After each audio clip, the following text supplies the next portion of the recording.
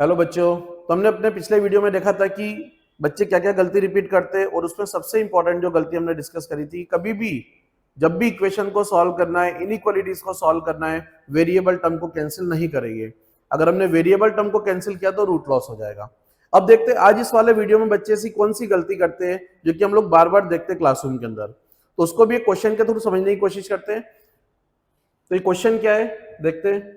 अब इस क्वेश्चन में क्या है देखो, अब इस क्वेश्चन में एक इक्वेशन हमको दे रखी है और उस इक्वेशन के सॉल्यूशंस हमको फाइंड करने हैं। तो पहले इस इक्वेशन को सॉल्व करने की कोशिश करेंगे और उसके बाद जो भी सॉल्यूशंस आते हैं वो देखते हैं कि हमारा आंसर कितना करेक्ट आ पा रहा है। तो बच्चे जनरली इस इक्वेशन को सॉल्व कैसे करते हैं, तो इक्वेशन हमको दे रखी है X square plus 1/x-1 equal to 1 + 1/x-1। बहुत ही सिंपल सी इक्वेशन है। अगर इस इक्वेशन को सॉल्व करना है तो राइट हैंड साइड वाली टर्म को लेफ्ट हैंड साइड में लाएंगे तो 1/x-1 माइनस 1/x-1 कैंसिल हो जाएगा और ये इक्वेशन क्या आ जाएगी, एक्स स्क्वायर इक्वल्स टू 1। और इस टाइप की हमने काफी सारी इक्वेशन सॉल्व कर रखी है। एक्स स्क्वायर इक्वल टू 1 के सॉल्यूशंस क्या क्या आ जाएंगे, एक्स इक्वल टू 1 एंड -1। तो बच्चे इस तरह से इक्वेशन को सॉल्व करते हैं और फाइनली हमारा सॉल्यूशन आ जाता है x इक्वल टू 1 एंड -1। अब क्या 1 एंड -1 सॉल्यूशन है, हमने इक्वेशन को सॉल्व किया और सॉल्व करने पर 1 एंड -1 आ रहा है, तो डेफिनेटली 1 एंड -1 इस इक्वेशन के सॉल्यूशन होना चाहिए।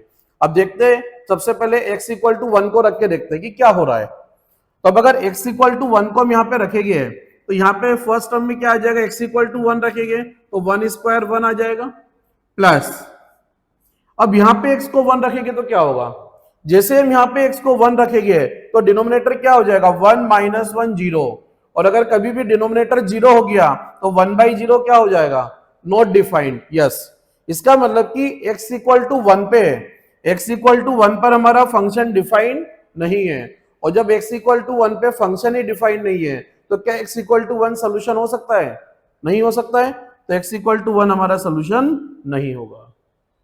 x equal to -1, x equal to -1 पर ये डिफाइंड होगा, इसका मतलब कि हमारे पास एक ही सोल्यूशन होगा x इक्वल टू -1। इसका मतलब क्या हुआ कि जब भी हम इक्वेशन को सॉल्व करेंगे और जो भी हमारे सॉल्यूशंस आते हैं, हमको ये देखना जरूरी है कि उन सॉल्यूशन पे जो भी फंक्शन है वो डिफाइंड होना चाहिए, और वो जो इक्वेशन है उस ओरिजिनल इक्वेशन में हम देखें जो क्वेश्चन में दी गई है।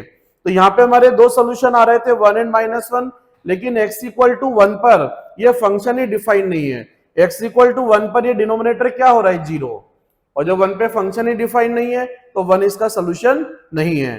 तो यहां से हमको क्या सीखने को मिल रहा है कि जब भी इक्वेशन को सॉल्व करेंगे, सॉल्व करने के बाद एक बार देख लो कि जितने भी फंक्शन है वो डिफाइंड है या नहीं। अगर किसी भी सोल्यूशन पे फंक्शन नॉट डिफाइंड है तो उसको सोल्यूशन सेट से हटा देंगे। तो 1 पे फंक्शन डिफाइंड नहीं था, 1 को हमने हटा दिया, तो इस इक्वेशन के कितने सॉल्यूशंस आएंगे, only 1 solution, x equal to -1, right. अब कुछ और क्वेश्चंस हम आपको यहाँ पे देंगे, इन क्वेश्चंस को आपको सॉल्व करना है और हम ये देखेंगे कि क्या आप ये गलती रिपीट करते हो या नहीं करते हो।